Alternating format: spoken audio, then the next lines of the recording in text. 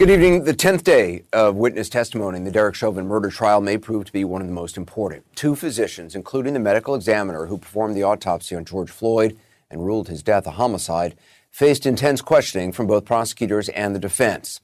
A pivotal moment for a defense that rests in large part on trying to create doubt in the mind of at least one juror about the factors that actually contributed to George Floyd's death. We have our own forensic and legal experts for analysis of the day's testimony, but first, I want to take you inside the courtroom. Omar Jimenez tells you the day in court.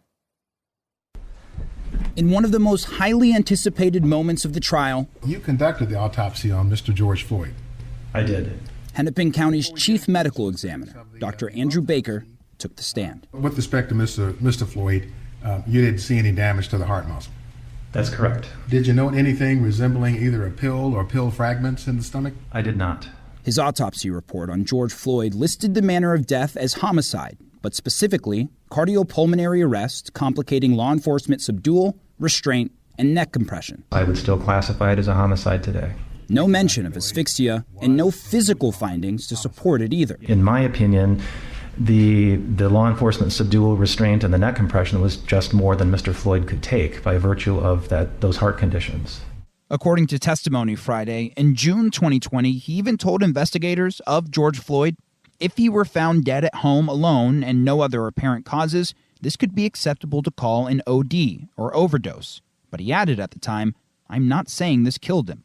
Have you certified deaths as an overdose where the level of fentanyl was similar to the level of fentanyl in Mr. Floyd? Yes. Does methamphetamine further constrict the vessels and ventricles and arteries? As a general rule for forensic pathology, methamphetamine is not good for a damaged heart, a heart with coronary artery disease. Earlier Friday, Dr. Lindsay Thomas, a forensic pathologist and former assistant medical examiner for Hennepin County, took the stand. Did you rule out drug overdose as a cause of death? Yes. In this case, I believe the primary mechanism of death is asphyxia or low oxygen. There's no evidence to suggest he would have died that night, except for the interactions with law enforcement. Dr. Thomas even pointing to the autopsy itself, saying ordinarily that would be all she needed. Not this time. In this case, the autopsy itself didn't tell me the cause and manner of death, and it really required getting all of this other additional information, specifically the video evidence of the terminal events, to conclude the cause of death. A cause of death the jurors are now left to wrestle with. So in your opinion, both the heart disease as well as the history of hypertension and the drugs that were in his system played a role in Mr. Floyd's death? In my opinion, yes. The prosecutors pressed the doctor further. Those other contributing conditions are not conditions that you consider direct causes. Is that true? They are not direct causes of Mr. Floyd's death. And Omar Jimenez joins us now from Minneapolis. Was there any sense of how the jury reacted to the chief medical examiner's testimony, particularly the part about heart disease and drugs? Well, the jurors were very engaged during Dr. Baker's testimony, especially during cross-examination. A few of them, for example, seemed to take extra notes during the part where Dr. Baker talked about if he had found George Floyd inside a locked home without any other factors, he would have considered this an overdose case. While another juror seemed to be annoyed at the line of questioning coming from the defense, squinting his eyes and shaking his head at various points. And these are the dynamics that really matter at this point. How these jurors are interpreting these exchanges on arguably the most important topic in this trial, George Floyd's cause of death. Now, also in court, we had a representative from the Floyd family who was there who had to look through these incredibly graphic autopsy photos. But for the first time in over a month, we actually had someone seated in the family representative spot for Derek Chauvin, a woman who appeared to be of East Asian descent. Testimony will continue on Monday. Omar Jimenez, appreciate it. Thanks. I'm joined now by Lawrence Kobolinsky, forensic scientist, professor at the John Jay College of Criminal Justice. So, Professor, what did you make of what we heard today from the chief medical examiner? Well, the primary cause of death, cardiopulmonary arrest, was brought on by law enforcement. In other words, the subdual of George Floyd, the restraints that they used, and the neck compression created a situation, a condition that his body couldn't overcome. But the important part of Dr. Baker's testimony involved all of these different significant contributing factors. He spent a lot of time talking about Mr. Floyd's coronary arteries, two of which were occluded to the level of 70%, while these are large vessels, was occluded 90%. So this is a significant occlusion of these very important vessels that feed blood to the heart.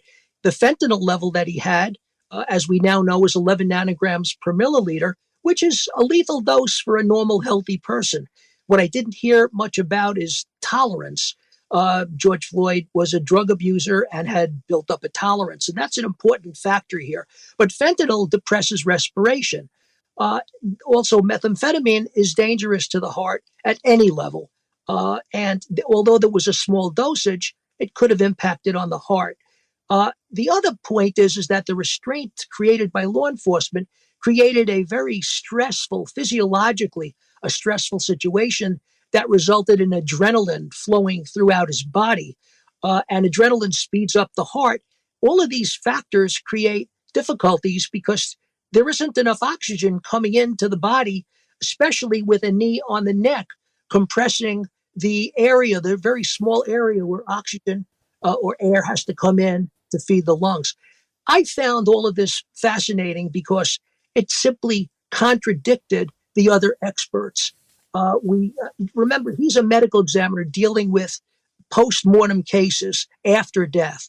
But somebody like Martin Tobin, who was a pulmonologist dealing with living people, who testified yesterday, monitored the respiration, found it to be normal, and basically said, no, fentanyl played absolutely no role in the death. Methamphetamine played no role in the death. Floyd's hypertension and coronary artery atherosclerosis and enlarged heart played no role in the death. So, real contradictions. These are all prosecution experts. So I think Eric Nelson, as the defense, is trying to push the point that it's the drugs and his underlying health conditions, his heart, and that really should be focused on. But I think most people would look at the mechanism of hypoxia. Ultimately, it's a lack of oxygen that caused the death. The focus of Baker was on the heart. The focus of the others was the impact on the brain, resulting in an inability to breathe. Lawrence Koblinski, I appreciate it. Thanks. I want to get perspective now from our senior legal analyst, Laura Coates, former federal prosecutor, and Catherine Flynn, criminal defense attorney, represented a Baltimore police officer cleared in the death of Freddie Gray. Laura, do you think the prosecution got what they needed from the chief medical examiner to convince the jury that Derek Chauvin's knee to George Floyd's neck and the prone position he was in is what caused his death?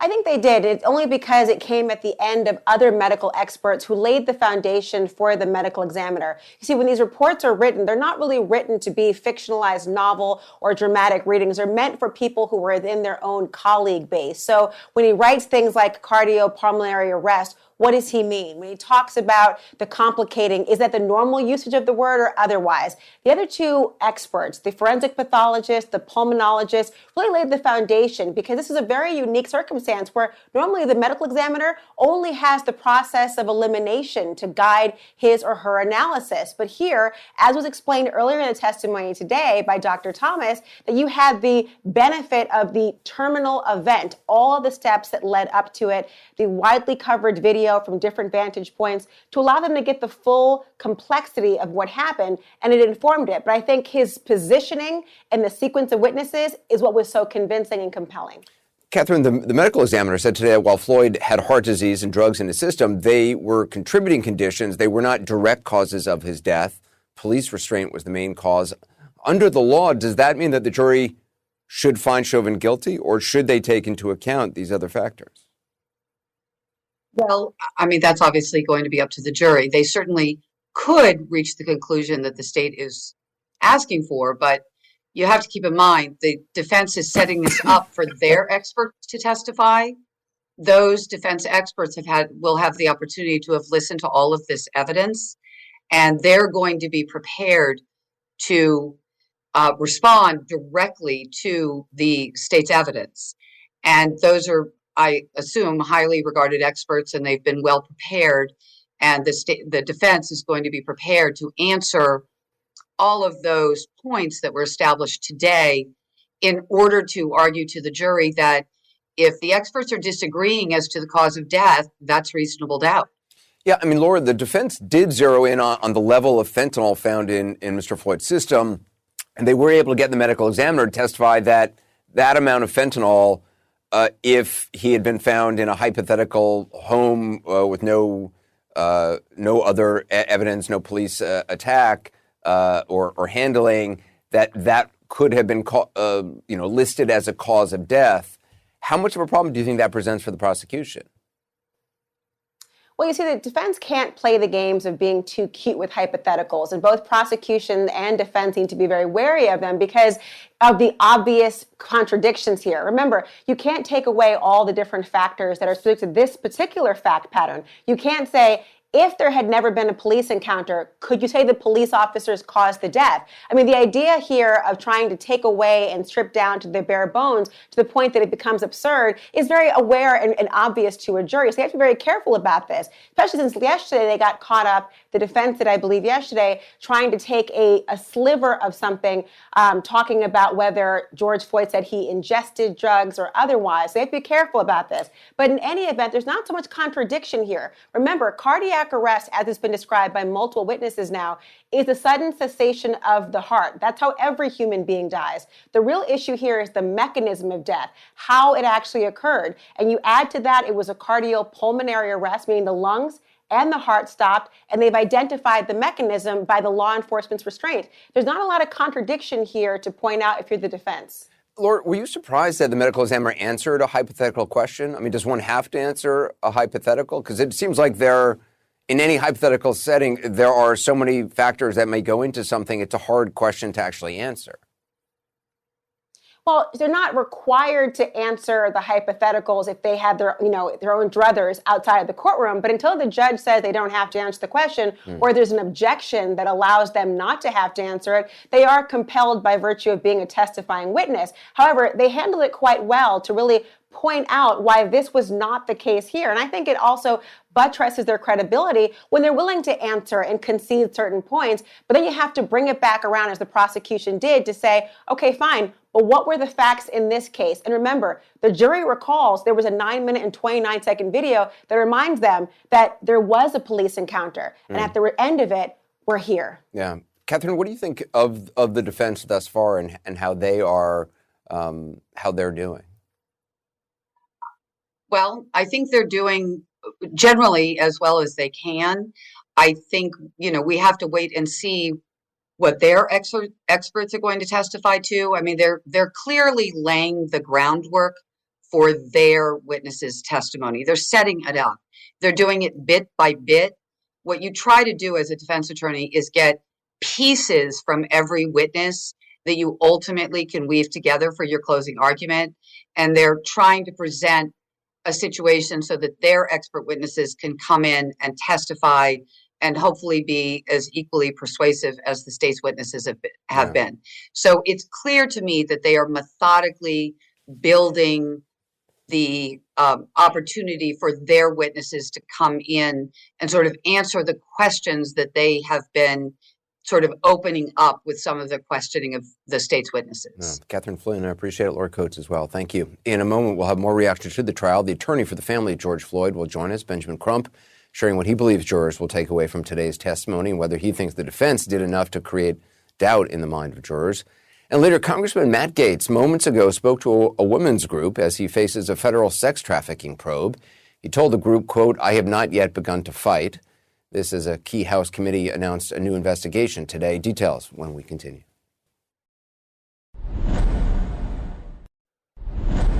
The defense attorney for Derek Chauvin spent much of his day trying to press the medical experts who were testifying about other factors that could have contributed to George Floyd's death. And while the medical examiner did say that drug use and heart disease were contributing factors, he cited Floyd's encounter with police as the main factor. Quote, "It was the stress of that interaction that tipped him over the edge." We want to get perspective now from the Floyd family attorney, Benjamin Crump. Mr. Crump, thanks for being with us. I'm wondering your impression of what you heard in court today. Well, Anderson, I thought it was consistent with everything that we saw in the video. Everybody said that George died as a result of the interaction with the police. Even though they may have had nuances, they all were very consistent with what the pulmonologist said yesterday and what we heard from the police chief and all the police, that what Derek Chauvin did, Anderson Cooper, was unnecessary and a violation of policy. And so we still believe that the jurors have enough evidence to base their verdict of guilty based on not only what they saw, but on the volume of medical testimony. The chief medical examiner did testify today that heart disease and drugs likely played a role in Mr. Floyd's death, were not a direct cause. Do you think that, does that concern you? Does it open it up for somebody on the jury, and it only takes one person to have some reasonable doubt? Well, Anderson, as I've said many times before, we don't take anything for granted when it comes to a police officer being held accountable for killing a black person in America unjustifiably. We know that history normally allows the police to escape any accountability, no matter how much evidence we have.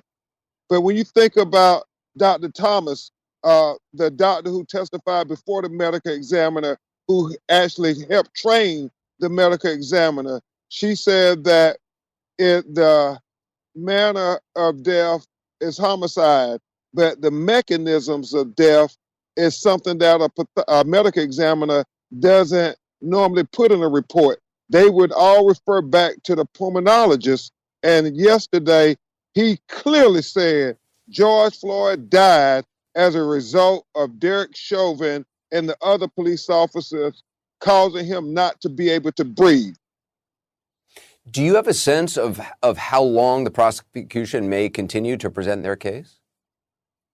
Well, it is our understanding that they're nearing the end, and I know that Floyd family members are scheduled to testify early next week. And I'm wondering what you think of what the defense has been doing. Well, I honestly think the defense has done exactly what we thought they would do. They would try to distract us. They would try to have us look over here, look over there, and not focus on the video. They blame everybody and everything except Derek Chauvin. They blame the crowd. This innuendo is the angry black people who were begging for George's life as a reason why Derek Chauvin kept his knee on George Floyd's neck for 9 minutes and 29 seconds. They tried to blame the paramedics. They tried to blame trace amounts of drugs. But Anderson, we all know when we watched that video on May 25th, 2020, what killed George Floyd. And I believe the jury listened to every word of this testimony, and they know what killed George Floyd. The only thing that we all doubt, Anderson, is the only thing we all wonder still is, can we get equal justice in America as a marginalized minority when a police officer used excessive force against us? Do you think Derek Chauvin will take the stand in his own defense? I think it's going to be a very desperate attempt to salvage his defense of him taking the stand. And the more strategic the prosecution is in building this very compelling case, it may necessitate that Derek Chauvin take the stand. Most lawyers would never let their client take the stand in a case like this. Yeah. Benjamin Crump, I appreciate you being with us. Thank you. Thank you, Anderson. Up next, Republican Congressman Matt Gaetz just wrapped up a speech moments ago to a group of women as he faces another investigation in the wake of that federal probe into whether he violated sex trafficking laws. We'll have the details of that when we continue. It's easy to feel overwhelmed these days. You're definitely not alone in that. But right now, as you're listening, you have the power to take back your mental well-being, and joining BetterHelp is a great place to start. Their licensed, professional online counselors are here to help you whenever and wherever you need them. They can help you with depression, relationships, trauma, and much more. BetterHelp starts with a private questionnaire about your needs and then quickly matches you with a counselor. From there, you're in control. You can connect through video or phone and exchange unlimited messages. Everything is confidential, and if you're not happy with your counselor, you can request a new one at no additional charge. BetterHelp's counselors have helped more than 1 million people tackle their problems, and they're ready to help you on your own journey. Get started at BetterHelp.com and use the discount code AC360 for 10% off your first month. One more time, that's BetterHelp.com/AC360. The power is in your hands. You can make today your new beginning. The House Ethics Committee is opening its own investigation into the conduct of Florida Republican Congressman Matt Gaetz. He's already facing a federal investigation started under former Attorney General Bill Barr that's examining allegations he had sex with an underage girl who was 17 at the time and with other women who were provided drugs and money in violation of sex trafficking and prostitution laws. Today, Congressman Gaetz' office once again denied any wrongdoing and said, quote, "These allegations are blatantly false and have not been validated by a single human being willing to put their name behind them." Just moments ago, Gaetz spoke to a group of conservative women at a rally at the former president's golf club in Doral, Florida. Randy Kay has the story. Tonight, Congressman Matt Gaetz taking to the stage under a cloud of suspicion, promising he is built for battle and not going anywhere. The smears against me range from distortions of my personal life to wild, and I mean wild, conspiracy theories. I won't be intimidated by a lying media. Still, the accusations against Gaetz have at least one member of his own party calling for him to resign. Why does Rep. Adam Kinzinger think he should go? The accusations are stacking up. The Daily Beast now reporting that Gaetz sent 2 late-night Venmo transactions in May 2018 for $900 to his friend Joel Greenberg, a former Seminole County, Florida tax collector and accused sex offender. The next morning, according to the outlet, in an 8-minute span, Greenberg used the same app to send 3 young women money, totaling the same amount. All of these women are extremely young. Extremely young meaning what? Well, one just turned 18 about 6 months before that happened. CNN hasn't independently confirmed this report or what the money was used for. From the start, Gaetz has denied doing anything wrong. It is a horrible allegation, and it is a lie. And there's more. Separate from the allegations of sex crimes, the New York Times is also reporting investigators have been told of a conversation where Gaetz and a prominent Florida lobbyist discussed arranging a so-called sham candidate in a state Senate race last year to siphon votes from an ally's opponent. They cautioned that aspect of the inquiry was in its early stages. Gaetz did not respond to the Times' request for comment on the allegations. All of this starting to hit closer to home for the congressman in an unavoidable way. A liberal political action committee has put up this billboard in the Florida Panhandle, which reads, "Matt Gaetz wants to date your child." Randy joins me now. So what kind of reaction did Matt Gaetz get at the event tonight? It's interesting, Anderson, because the group that organized this is called Women for America First. So certainly an interesting group considering the allegations that Gaetz is facing. But they loved him here. He got a lot of cheers. This was certainly friendly territory. The woman who runs this organization is a longtime supporter of Donald Trump. So it was friendly territory, as I said. But he was trying to bring the crowd to his side even more so, basically making it sound like they were all in this together. He told the crowd, when you see the leaks and the lies and the falsehoods and the smears and the insiders forecasting my demise, they aren't really coming for me. They're coming for you, trying to bring them into it. He also mentioned that this was a week full of encouragement and plenty of donations, Anderson. Yeah, he has been fundraising off this. Randy, thanks very much. Some perspective now from Harry Littman, legal affairs columnist for the Los Angeles Times and a former U.S. attorney for the Western District of Pennsylvania. He also served as a former deputy assistant attorney general. Harry, thanks for being with us. So we heard Randy reference the Daily Beast reporting about the alleged Venmo transactions. Again, CNN has not been able to independently confirm that report.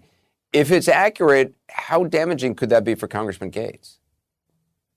Well, the big thing now, Anderson, is it's really the web is becoming so much more tangled. So, in fact, the Ethics Committee charge actually gives a litany of the criminal allegations. And we start with all the sort of sex, drugs, and videotape that we've known about in his sort of frattish ways with Joel Greenberg. But it really is broadening now into a series of financial missteps and possible crimes. And I mean of all sorts: bribes, illegal gratuities, misuse of funds, and alteration of documents. So the Venmo itself, I think it more shows how sort of ham-handed he was to have used both this, and by the way, as soon as this came out, it quickly was made invisible from his records, which had been public before.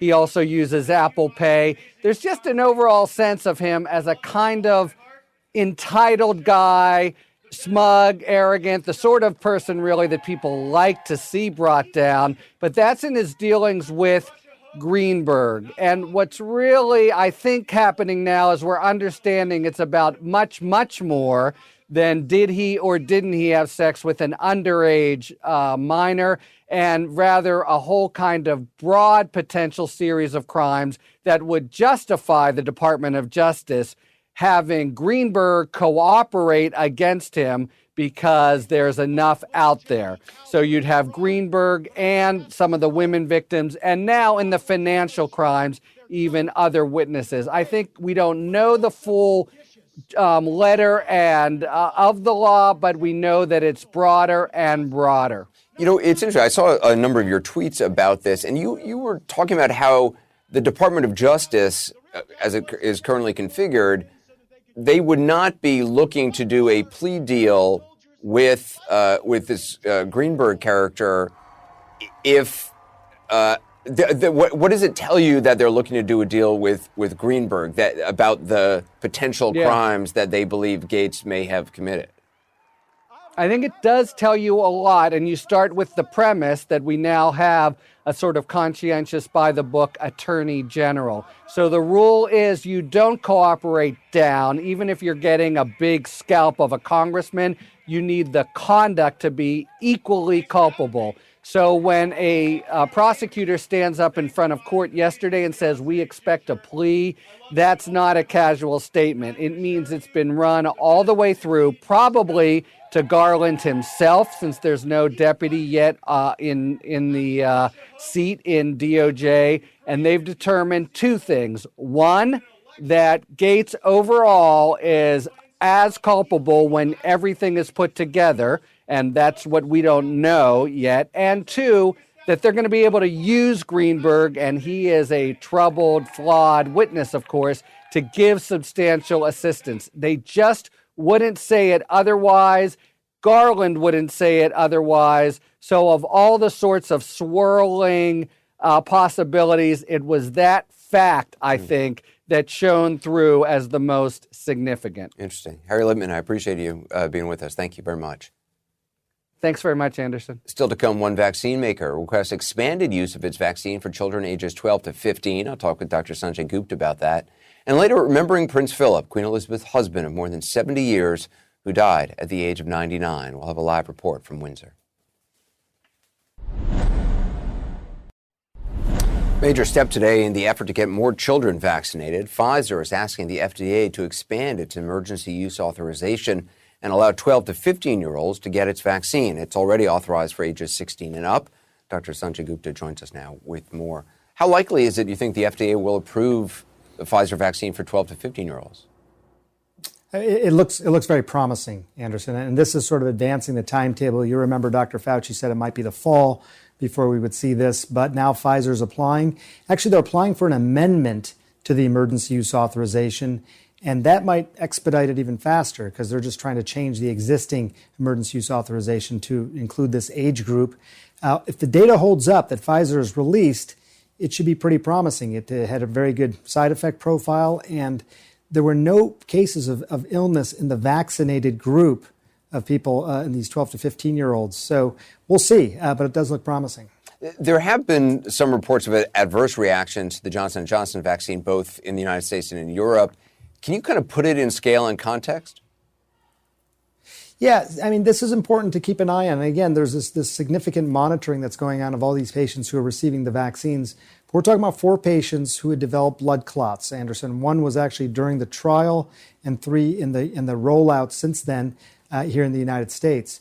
These patients developed blood clots. They're not sure if these was directly related to the vaccine or not, and that's part of what this review is going to be looking at. I should point out that about 5.5 million doses have been administered in the United States. So that gives you an idea of just how rare this is. But we'll see what this review shows. We went through the same process, as you know, Anderson, with AstraZeneca. What have the trials of the Pfizer vaccine in the age group of that we're now talking about shown? Because, I mean, that was the question, that there hadn't been trials of this. Right. So there's been these trials, and in fact, they've started trials even on younger children as well. Those results aren't out yet. But for the 12 to 15-year-olds, it was around 2,300 kids. Half got placebo, half got the vaccine. And what they found was that there were about 18 kids who got sick in total, and all of them were in the placebo group. So that was a sort of an indicator that the vaccine was working well. But also, Anderson, they measure antibody levels. Antibody is something everyone knows about nowadays. They sort of measured these to give an idea of just how much immunity these kids were developing, and it was high immunity. So that was another good sign. And then, as I mentioned, the safety profile was very similar to what they've seen with the other trials in older kids and adults. You had begun, prior to the pandemic, working on a documentary about the anti-vaccine movement. It's airing tomorrow night. Can you just tell us a little bit about it? Yeah, I mean, we started working on it before, the pandemic. Just goes to show, I mean, vaccine hesitancy is not a new phenomenon. What we really wanted to get at in this, because I've always sort of wondered this, Anderson, where does the anti-vaccination movement, where does it start? What are its origins? What sort of fuels it? Here's a small clip. When the anti-vaccine movement started as a fringe element, there was a strategic decision by the federal agencies and the scientific societies not to talk about it. The thinking was that it'll just give it oxygen. But then, what was once fringe went mainstream. The internet and social media put the anti-vax movement on steroids. The federal agencies, the scientific societies, the academic societies, all kind of stuck to their guns on the old strategy, don't give it oxygen. And that had a disastrous effect because it left a vacuum that allowed this anti-vaccine lobby to really flourish. A lobby, Hotez says, that has become well-constructed, well-planned, and highly effective. They'll target specific ethnic groups where they think they can make headway. Tonight, there's alarming news about the worst outbreak of measles in Minnesota.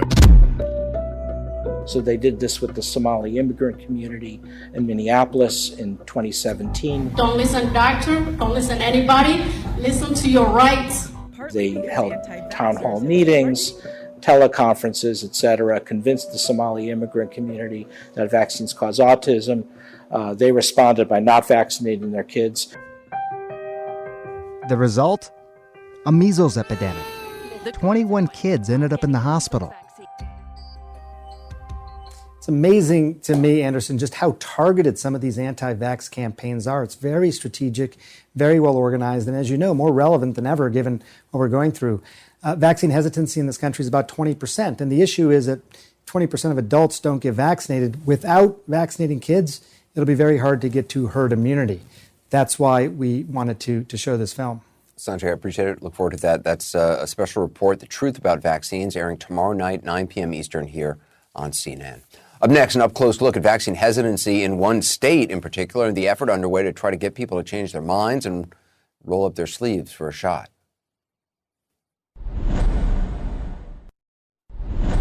Before the break, Sanjay told us about a special airing this weekend that digs into vaccine hesitancy, but there's good news. More COVID vaccines are going into arms of U.S. adults. According to the CDC, just over 1 in 4 adults, more than 66 million people, are now fully vaccinated, while 112 million have received at least one dose. In some places, as Sanjay mentioned, the challenge is getting people to sign up. Jason Carroll tonight has a look at how one state is trying to fight vaccine hesitancy. I've always stayed healthy, so I don't get sick. I eat right, try to stay, take care of myself. Health officials in Maine are desperately trying to reach people like Jeff Edgecombe, a 60-year-old truck driver who has been eligible to get the COVID vaccine for more than a month, but has no intention of getting one. Do you have any concerns about COVID being out there and not being vaccinated? No, not really. Edgecombe is a supporter of former President Donald Trump. He is not alone in rejecting a COVID vaccination. A recent poll from the Kaiser Family Foundation shows fewer than half of Republicans say they've gotten the vaccine or intend to do so as soon as possible, compared with about 8 in 10 Democrats and almost 6 in 10 independents. That vaccine hesitancy is happening despite many GOP leaders, including former President Trump, encouraging people to get vaccinated. So everybody go get your shot. I'm not going to do it. You're still not going to No. I am the way I am. That's how it is. Joy Gillespie, a part-time hospitality and medical worker, also says her mind is made up. She will not roll up her sleeve for a shot. I think it's a medical and a political. I'm kind of like up and down with the government as it is, and I think that there's certain things that they put out. I don't think they even know. Even though the vaccine is shown to be safe and effective, Gillespie thinks it was rushed and is concerned about possible long-term side effects. I just have to watch, I guess, and pray that I don't get it. Health officials in Maine are encouraged by a census survey in early March showing 4 out of 5 unvaccinated adults in the state say they do plan to get the vaccine, one of the highest rates nationwide. But at the same time, acknowledge vaccine hesitancy could jeopardize their progress. The state CDC director cautions it's not just politics keeping shots out of arms. It's not a monolith. There's a diversity of views. Some folks have questions because they are skeptical of the government. Other folks have questions because they are skeptical of pharmaceutical companies. Other folks have questions because they're skeptical of vaccines in general. And I think the trick that we as a public health community have to do is meet those folks where they are. Androscoggin County has one of the highest percentages of positive COVID cases in the state. On this day, volunteers from a local health advocacy group are going door to door, urging Lewiston residents to sign up for the vaccination. They're targeting members of the immigrant community, but they will engage with anyone. Did you get vaccinated? No. You don't want to? No. What if I tell you that it's medically proven, it's approved by the doctors, I got my shots, he got his shots, all my team got their shots, and I think it's safe. I don't believe in it. Health volunteers say conversations like this are not unusual. Why the hesitancy, you think? Basically, it's something to do with conspiracy theories that's going around. The state is planning more outreach by mobilizing local doctors to address the concerns of those across the anti-COVID vaccine spectrum. They may not listen to me. They may not listen to someone in D.C. They may not listen to the pharmaceutical company, but they will listen to their doctor. Still, for some, there may be little convincing. Is there anyone that could influence you, perhaps, to get the vaccine? No. Jason Carroll, CNN, Portland, Maine. Well, still to come. Remembering Prince Philip, the husband of Queen Elizabeth II, who's died at the age of 99. How the royal family will pay tribute is next. Short time ago, I received word from Buckingham Palace that His Royal Highness, the Duke of Edinburgh, has passed away at the age of 99. Prince Philip earned the affection of generations here in the United Kingdom, across the Commonwealth, and around the world. Tributes pouring in from all over the globe for the Duke of Edinburgh, the longest-serving consort in UK history. Dutifully by the Queen's side for more than 70 years. A descendant of Queen Victoria, Philip was born into Greek and Danish royalty, but he renounced those titles in 1947 when he married then Princess Elizabeth and took British citizenship. By then, already a decorated naval World War II veteran. He fought so bravely on the Allied side and saved many, many men from German bombs on the ships. He was a brave and determined and devoted man in the Navy, and I think that was where he completely excelled, and it was really very difficult for him to give that up. Philip solidifying a royal love story for the ages, taking a back seat, publicly at least, to his wife, the Queen. His number one job from the word go has been to, quote, support the Queen. Everything he does is in support of the Queen. It's just been one of the great royal romances, I think, of history. His devotion and duty on display, whilst in private, a commanding presence as patriarch of the royal family. And whilst always at the Queen's side, finding his own stride, a renowned environmentalist long before it was publicly fashionable. He served as head of the WWF and was president of some 800 other charities, attending some 22,000 events on his own before his official retirement in 2017 at the age of 96. With news of his passing on Friday, mourners arrived at Buckingham Palace and Windsor Castle to pay their respects to the beloved royal consort. I think he embodies everything about the country, really. And This morning I was in tears. And whilst the pandemic will prevent a large-scale public ceremony to remember Prince Philip in the days to come, the legacy he leaves is everlasting. Her Majesty said that our country owed her husband a greater debt than he would ever claim or we shall ever know. The Queen, then Anderson, spending her first night without Prince Philip here at Windsor Castle, and the nation very much speaking to the sympathy they have for her tonight at this moment, and she's having to sign off on the final details as well on the funeral. Prince Philip was deeply involved in the plans, but they were expecting to have a much bigger one. But under the current conditions, they won't be able to. It may be as few as 6 people allowed in the chapel at Windsor. We'll have to wait and see how things pan out. Details tomorrow. All right, Max Foster, thanks very much. That's it for us. The news continues. Have a great weekend. I want to hand things over to Chris for Cuomo Prime Time. Chris? If your mental health keeps you from being who you want to be, try BetterHelp. They offer online counseling built around you and the help you're looking for. It all starts with a questionnaire about your needs and a counselor who can guide you through depression, anxiety, trauma, or whatever stands in your way.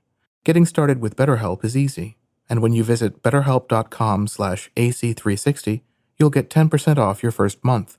So visit betterhelp.com/AC360 and make today your new beginning.